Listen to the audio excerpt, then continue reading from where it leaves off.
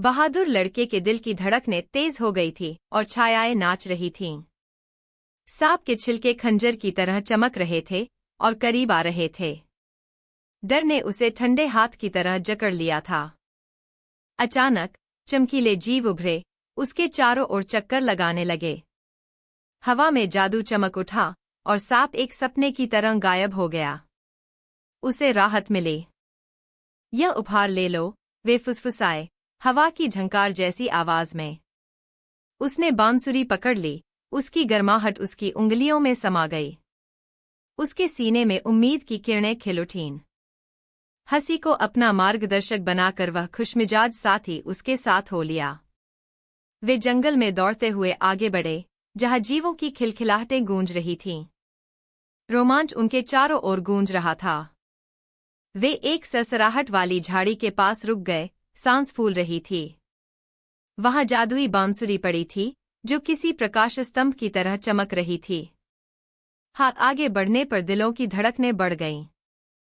वहां मंदिर की चमक में ज्ञान का रक्षक खड़ा था।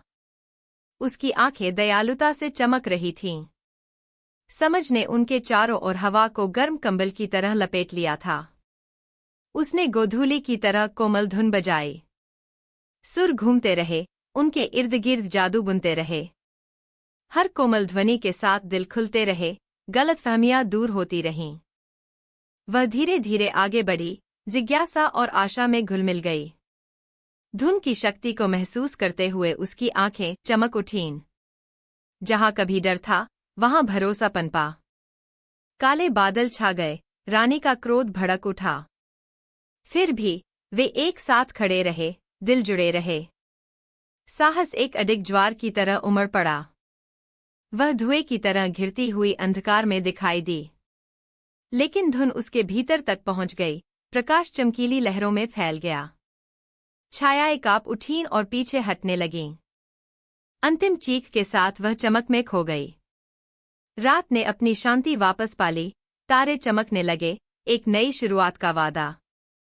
साथ मिलकर उन्होंने सूरज की गोद में जश्न मनाया। हंसी मजाक हुआ, प्यार पनपा और सद्भाव ने राज्य को फिर से रंग दिया।